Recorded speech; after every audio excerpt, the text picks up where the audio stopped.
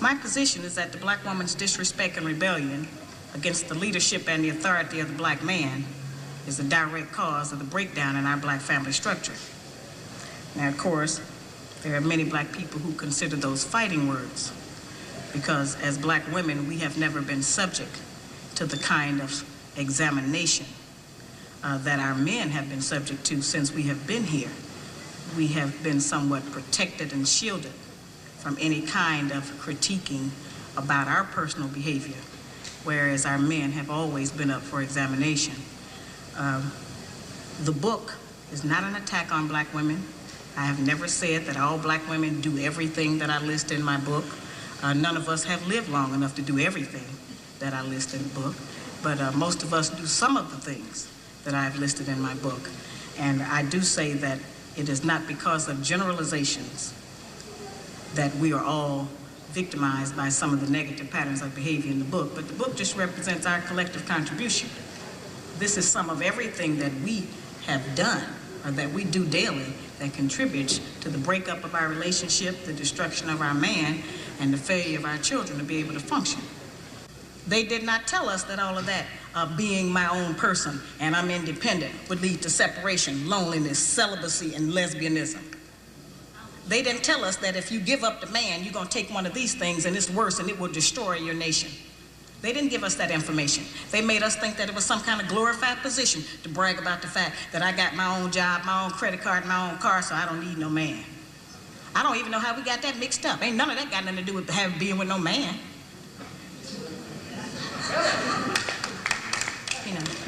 We have some serious relationship problems that nobody has been able to address us on because everybody wants to pretend that this is not going on. Over 60% of our women are single, widowed, separated, or divorced. They don't have a man. I just came out of Florida and they got a housing complex that the Urban League built, which is a black organization that is for women and children only. They say they don't allow any men in there. I didn't have time to deal with it, but I talked about them real bad. That's the silliest program I've ever heard of. You know them women that had men if they got a bunch of children. They need fathers. They need protection. We hear about the drug problem that we have in our projects across the country. It's one of the major places that we have a drug problem. We talk about the great strength that we have as black women. Well, the welfare department don't rent government apartments to single black men. Those apartments belong to black women who are allowing this to go on in their home. We have not looked at what part of the responsibility do we share. Yes, black men sell a lot of drugs, and a lot of us black women get the money from them drugs and buy some of these fancy clothes we wear. Drive around in some of these fancy cars. He is not doing these things alone and without support from us, whether they are good or bad. See, we have a lot of power. We are very strong women. I'm saying that we're using our strength in the wrong direction. We're using it to tear our man down, tear our nation down, instead of building it up. Having an education and a job does not necessarily mean you have a successful life. I keep telling black women that to raise a child, they say, well, I provided with food, clothing, and shelter. That's not raising a child, that's maintaining one. To raise a child, you need a parental coalition of a man and a woman. We have sons who, by not having a father in the home, they don't know how to respect women. They take on the black female emotionalism. They're doubtful, they're indecisive, they can't make a decision. They don't know what to do about being a man because we can't teach them that. We don't have that knowledge. We have daughters who grow up in a home where they don't see any affection, where there's no man there. They go out into the world and try to mate. They don't have no idea how to be no woman to no man, how to function in a house with a man, because they haven't seen it. Most of our children, just like us, get all the information we have about how you be with a mate off television. It's the only medium that shows us anybody being together. Those rules have not worked for us. The white woman's liberation movement, we don't have anything to do with that. We have not been under the control of the black man for over 500 years, so what do we have to get liberated from them from?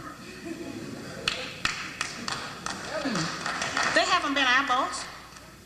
That's the white woman and her man. They're going through that, and that's their business. We don't have any business being in that. They only introduced it to break down the civil rights movement. Civil rights movement started with the black man, the black woman, and the black child standing together, trying to plead for freedom, justice, and equality, and more benefits in the country that they had built. They threw the white woman in there with the women's liberation movement and made it a woman against man thing. That created a big separation between black men and black women, because then everybody started going for self. Then they bring the welfare system in and tell us in order to feed and clothe and house our children, we have to give up our man. You have to put the man out of the house. When the white farm wife goes to the government for subsidy for the farm, they don't tell her to get rid of the farmer, they keep that family together. But in the black community, they make it a requirement, because they want to keep endorsing into the black community that the black man is no good, and that he is not deserving of respect, he is not deserving of us letting him give us any protection or instruction, and that we are better than them. The major responsibility that the black woman has had on the earth for the trillions of years that we have been here has been one of nutrition and birthing children. Those two things have a great deal to do with the survival of any people, the reproduction of the nation, and feeding them the proper food so that they can live. Those are very important jobs. Those are very powerful positions, because it puts us in a position to decide who's going to live or die, and how slow they're going to die by what we feed them. We have a very powerful position. That's not a small role that we play. We have just been taught to misrepresent and misuse that power. The people who we have been counting on to give us the truth about how to get along have failed.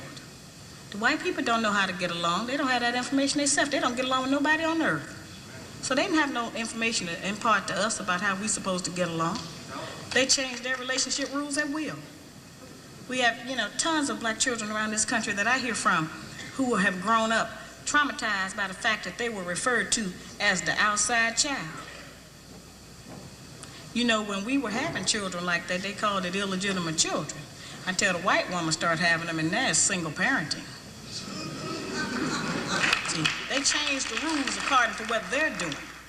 So I've called on our people to change them depending on what we want to do, what our needs are. There's another need that has not been addressed in our community, because nobody will deal with it, and that's one that God did not create three sexes. We only have men and women. Now, I have not said that we should reject the sisters who try and act like men and the men who try and act like women. I'm not saying to reject them from among us, but they need to be taught.